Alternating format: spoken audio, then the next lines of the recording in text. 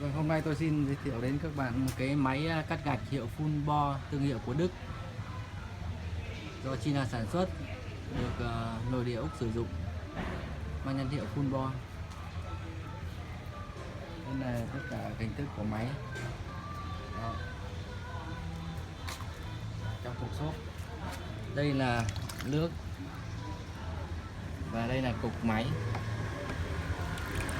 Cái cục máy bơm nước, bơm để hút nước cho lưỡi cắt.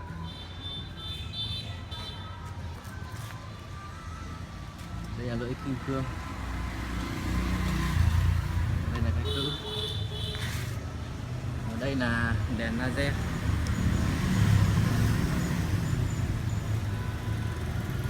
Laser là để chạy bằng pin nhỏ ở trong.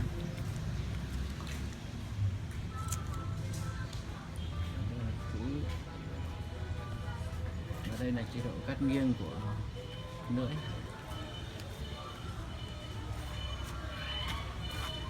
Và đây là nút khởi động.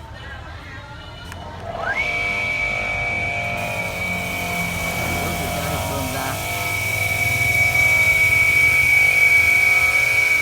Khi ta nhấn nút khởi động thì máy bơm, đây là máy bơm nước, sẽ đi. Đây là máy bơm nước. Nước thì bơm qua đường dây này.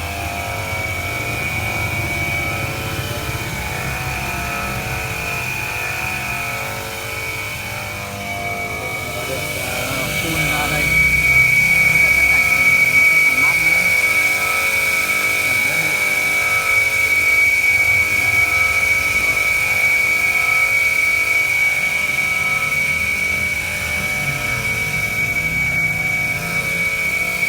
Đây, chúng ta sẽ lấy cái cần này, ta là gạch lên và ta sẽ đẩy.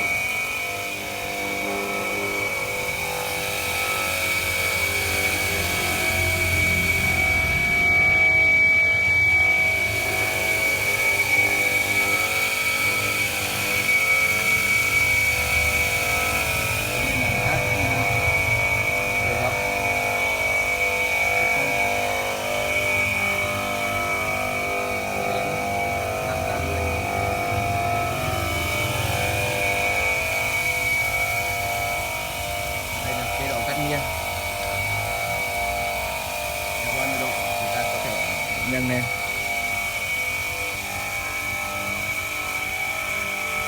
Đây là cắt nghiêng.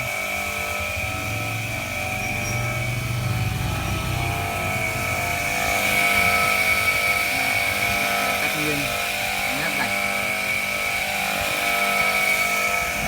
ta sẽ đẩy, vẫn đẩy bình thường.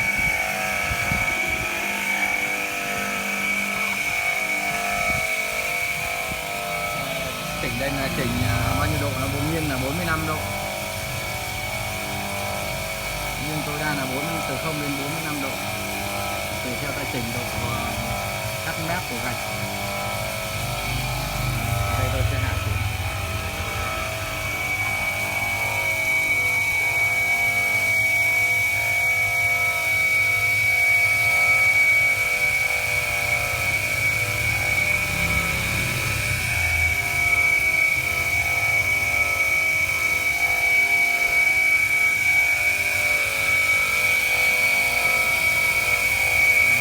Thấy thì đây là cái bể chứa nước này, ta có thể tháo rời vào cái chân này, cái này là có 4 chân.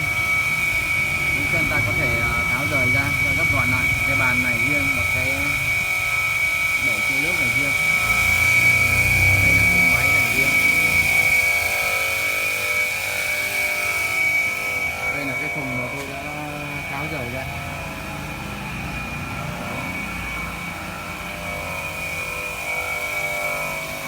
Còn đây đây các bạn,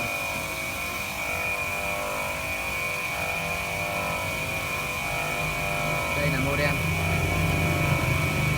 công suất là 800W, điện để sử dụng từ 230 đến 240.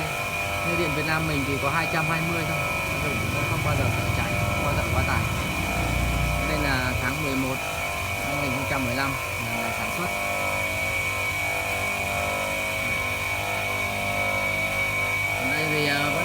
bạn, đây là vẫn là China sản xuất nha.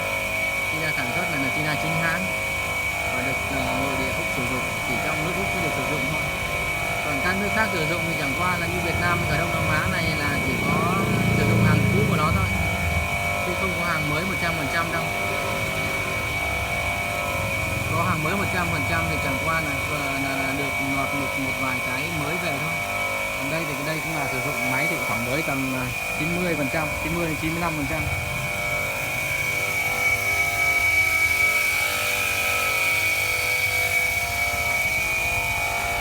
Đó, đây thì cái khu vực tắt máy. Bác nào có nhu cầu thì sẽ liên hệ với điện thoại là 0977 400 500 để được tư vấn và mua máy. Máy này số lượng thì không có nhiều đâu.